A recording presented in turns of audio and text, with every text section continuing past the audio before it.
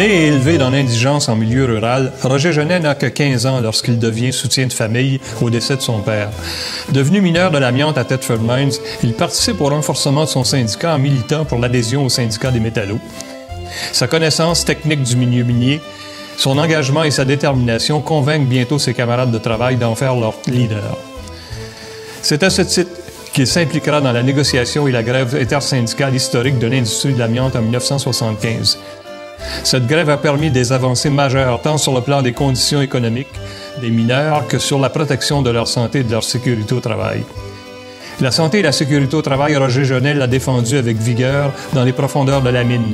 Il en a ensuite fait la promotion partout au Québec à titre de formateur à la FTQ. Il a ainsi transmis à des milliers de travailleurs et de travailleuses toute l'énergie qu'il mettait à combattre l'injustice et à exiger des conditions de travail salubres et sécuritaires. Tous et toutes appréciaient en lui le pédagogue compétent, généreux de son temps, mais surtout le militant dont la combativité était une source d'inspiration.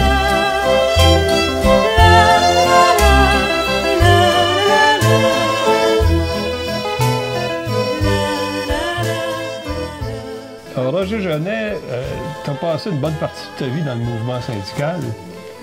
Mais avant de faire du syndicalisme, tu as eu une enfance comme tout le monde. Tout le monde dans Saint-Laurent-de-Beauce. Un petit village de misère. Puis dans le rang où je suis venu au monde, il n'y avait même pas d'électricité là-dedans. Là. Oh, mon père avait une petite ferme, là, aujourd'hui, il appellerait presque ça une fermette. Puis pour gagner sa vie, pour nous faire vivre, il travaillait, il était bûcheron dans les États-Unis. L'hiver, il partait l'automne, puis il revenait le printemps. Puis l'été, bien, il restait sur sa petite ferme pour préparer la ferme. Puis, on avait 2 vaches, un cheval, puis un porc, puis quelques poules. Là. C'était ça. Ça a été, j'ai commencé ma vie là. Jusqu'en 1953.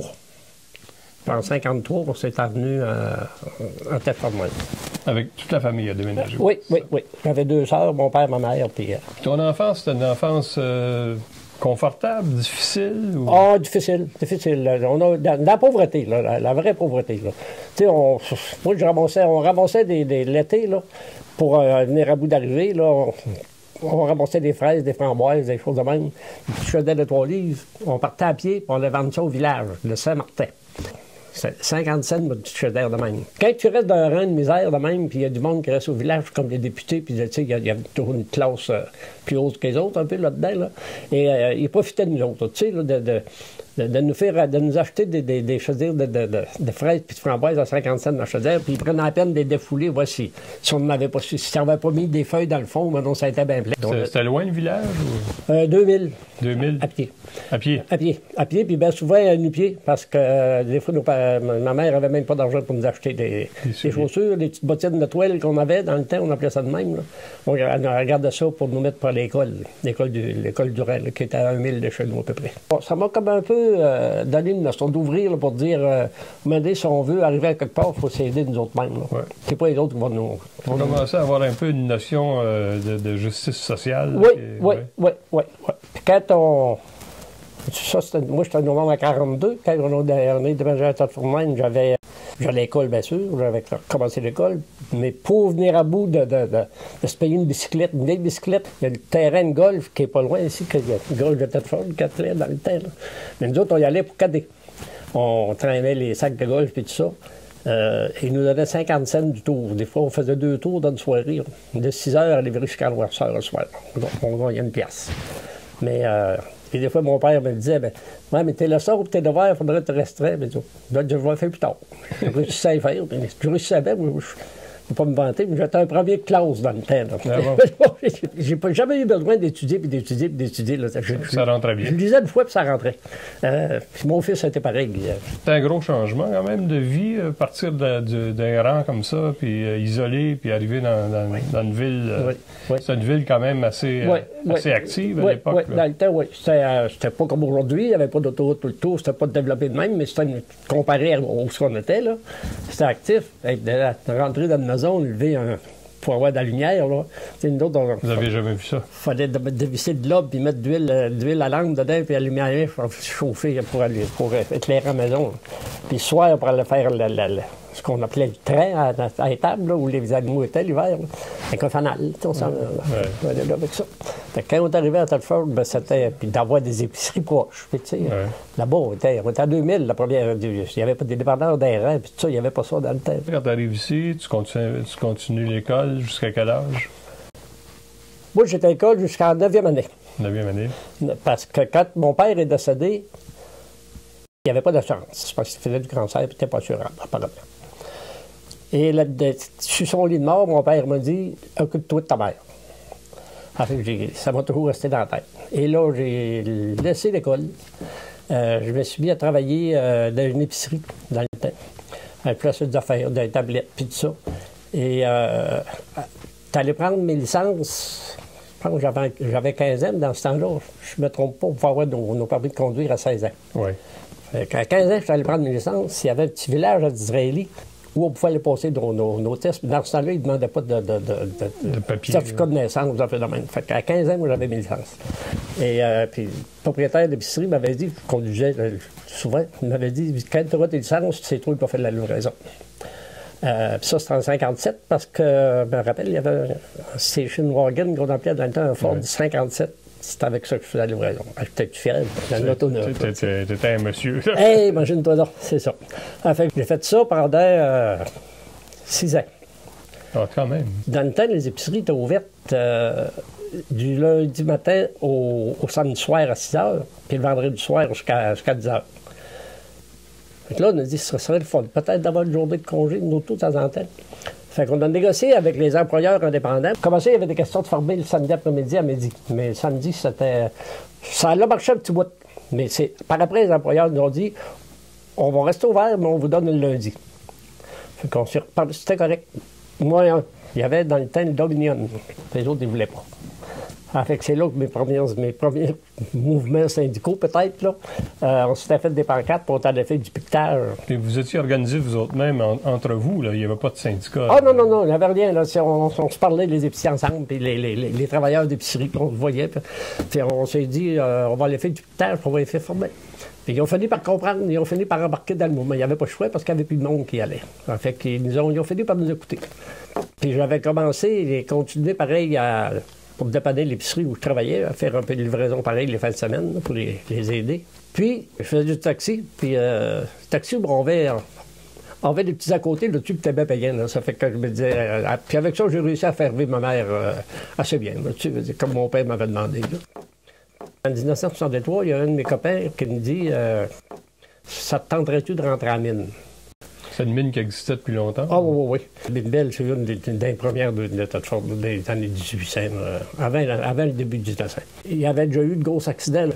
Ça avait déboulé à un moment donné, puis il y avait un effondrement 8 personnes qui s'étaient fait tuer. Là. Si tu n'avais pas de père, de beau-frère, de frère qui travaillait là, oublie ça, ça ne rentrait pas. Et le gars qui m'a fait rentrer là, c'était un gars qui était proche des Smith. Les directeurs de ce mine-là, c'était de père en fils, depuis que ça existait, c'était des Smith. Moi, quand j'ai rentré, c'était Georges Schmitt qui était président. Après ça a été Père Schmitt. Puis là, il y a eu un président canadien-français, Marcel Doré. Ça a été le premier président québécois-canadien qui parlait français. Fini ça, il dit je pense que je pourrais te faire rentrer.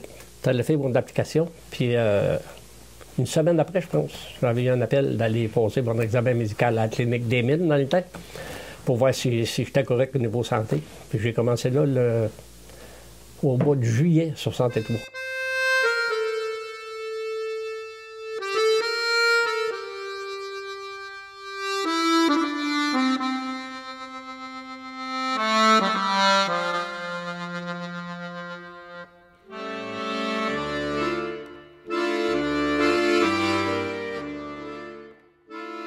Ça t'inquiétait pas, les problèmes de santé? Pas dans le temps. Dans le temps, il n'avait jamais été question. Personne ne parlait de ça. Personne ne parlait de ça. C'était un travail comme un autre. Puis, on s'en allait travailler là, puis c'était correct.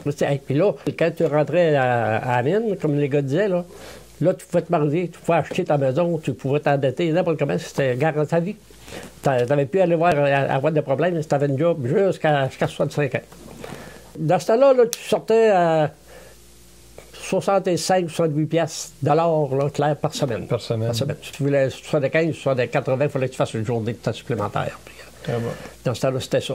Puis après ça Ça montait avec le temps, mais ça montait pas vite jusqu'au moment où on a décidé de se battre. Il y avait combien de mineurs à cette époque-là? Il y avait dans à peu cette près, mine-là? tu avais les mineurs plus l'usine de défibrage, là, on était à peu près 400 en toute cette mine-là. On était pas mal de monde. Et j'ai commencé dans l'usine. Dans l'usine? Dans l'usine, j'ai été 4-5 ans dans l'usine.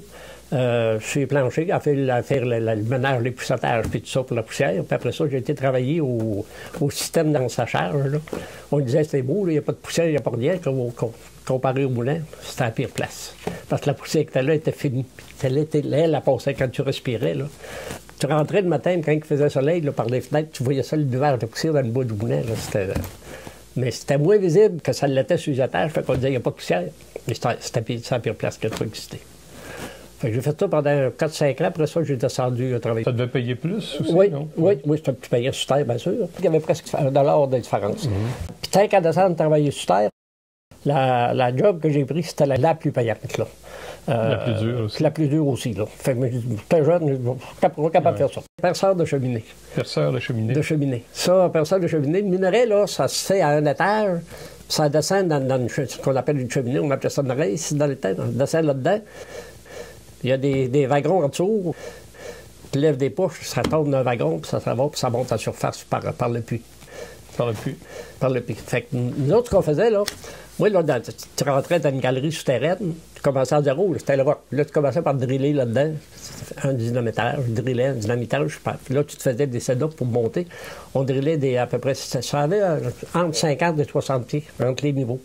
Puis on se drillait toujours avec notre machinerie au-dessus de la tête. Fait que la bouette puis l'eau froide, tout ça, nous tombait dessus. On avait des sous de caoutchouc, là, à un moment donné, que j'ai gardé, que j'ai encore réussi à en souvenir. Ah oui? Oui.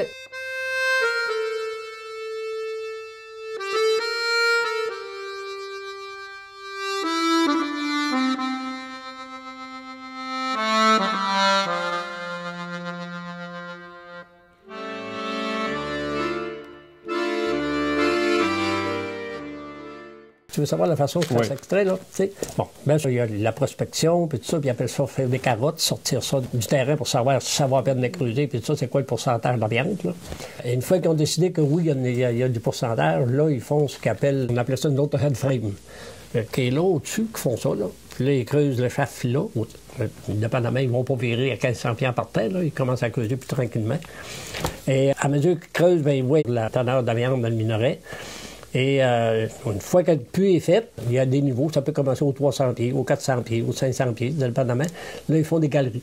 Là, après ça, là, je te parle du début, là, l'ancien système. Ils font une galerie. Ils installent, bien sûr, une voie ferrée là-dedans. Puis il y a des petits trains qui vont aller là. Mais ils font aussi, dans cette galerie-là, des cheminées. Et cette cheminée-là, ce qu'on appelle les races, ça monte à l'autre niveau. Le niveau où les gars travaillent, le niveau les dynamite et tout ça. Dans le bas de la cheminée, il y a un autre niveau en dessous. Puis ici, à l'autre niveau, ils appellent ça des griselés. C'est des grilles à barreaux.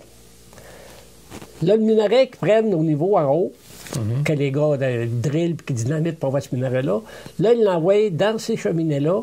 Puis dans la cheminée, ici, là... ça passe à travers les grilles. C'est ça. Dans ça, il y a des gars qui travaillent là, ils appellent ça des préposés aux grilles à barreaux. On appelait ça des grilles lemannes dans le temps.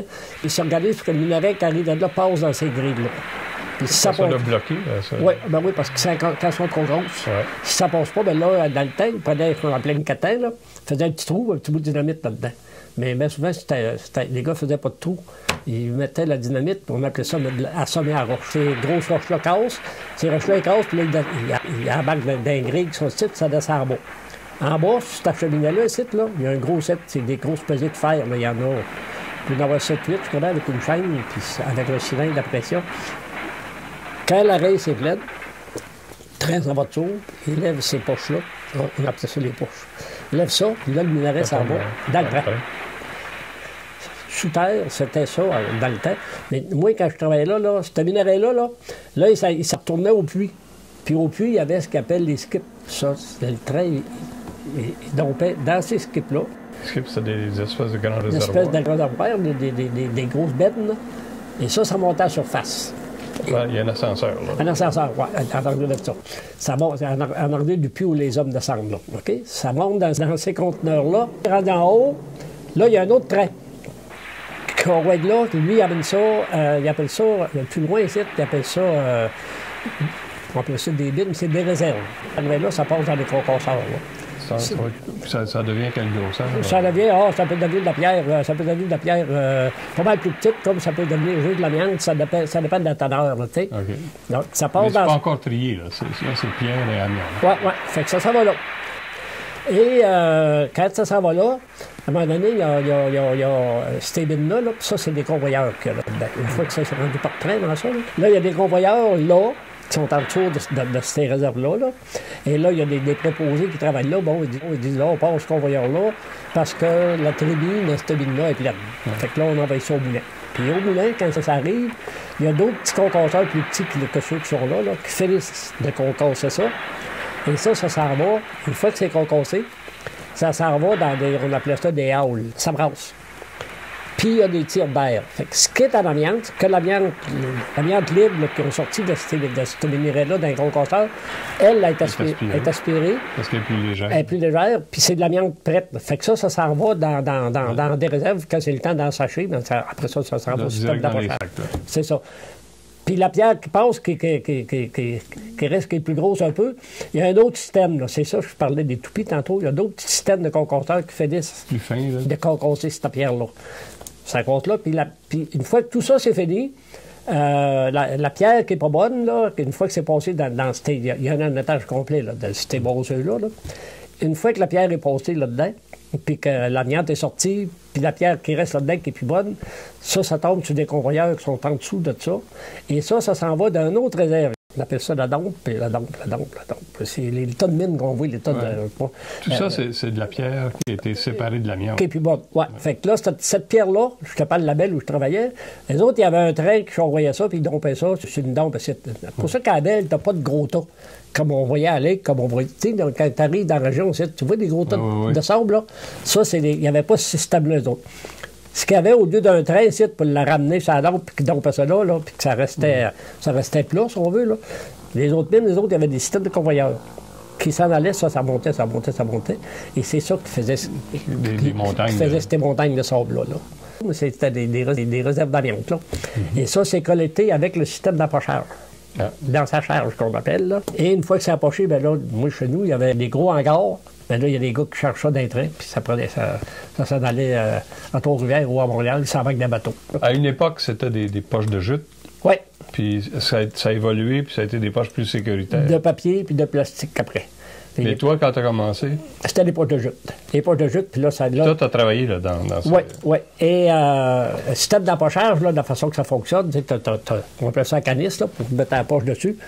Puis là, les machines qui sont petites, là, il y a une pesée là, pour que ça fasse s'enlever. Ils dompent ça dans cette machine-là. Puis là, il y a un cylindre qui pousse ça pour que ça compresse, là, tu sais. Puis on mettait le sac là-dessus, et là, c'était automatique. Il fallait que tu te dépêches pas te faire foyer, parce que si tu n'avais pas de sac, ça sortait après. Là. Puis là, il y a un gars qui était assis plus loin, lui, quand c'était du jute, il cousait à la poche. En dernier, c'était des gars qui collaient ou... pour fermer ces poches-là. Ça, c'était les lieux les plus exposés, j'imagine, les lieux d'ensachage. Oui. Dans la mine même, quand vous faites l'extraction, il y en a de la poussière, mais c'est pas là qu'il y a de grande quantité. Beaucoup moins. Moi, j'ai jamais vu, dans la mine même, là, j'ai jamais vu de fois où tu t'en allais puis il y avait de la poussière pour pas voir où tu allais. Il n'y en avait pas. Il y en avait qu'on voyait moins, là. Mais dans la mine, puis une mine, à part de ça, là, quand tu descends là, t'as d'habits de caoutchouc. C'est très, très humide. Ouais. Fait que ta poussière, là... l'humidité... Il n'y a pas de condition que la poussière vole dans les airs. Sauf quand les gars faisaient des trous qui foraient à sec, ça faisait de la poussière. Là, ils ont dit après la grève, c'était fini, ils n'avaient plus le droit de forer à sec. Ça, c'est après 75. Oui.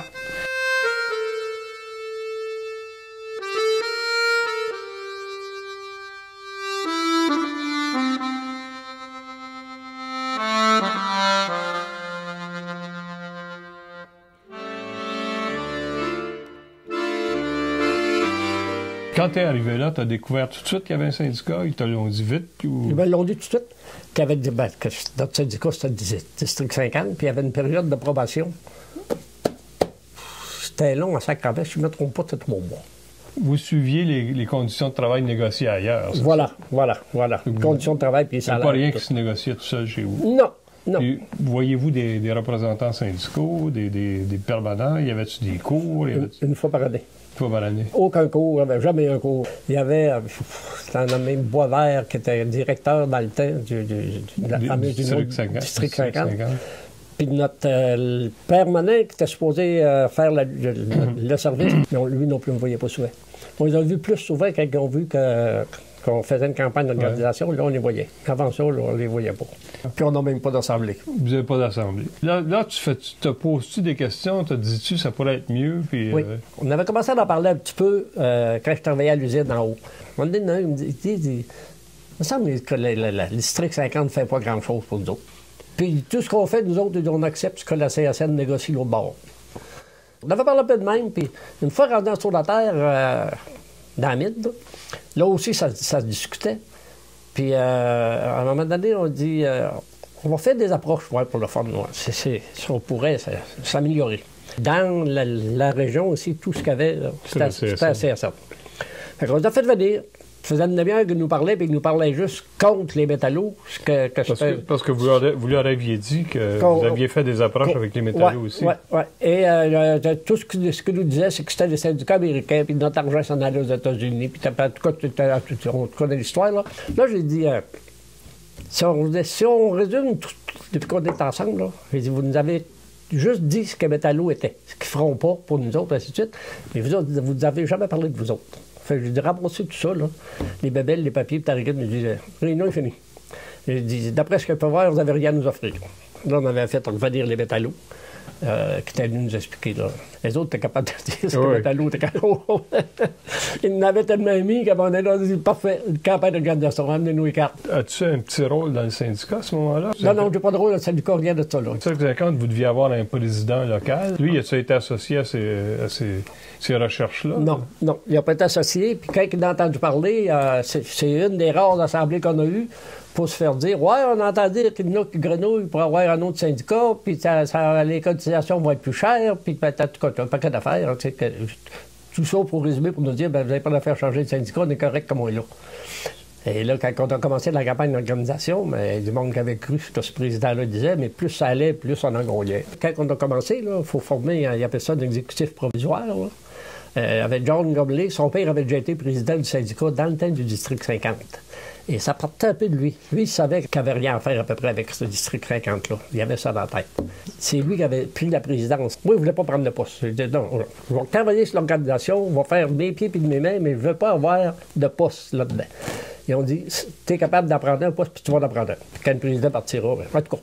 Fait que j'étais vice-président. On avait commencé la campagne en 65, on a eu la charte des métallos en 67.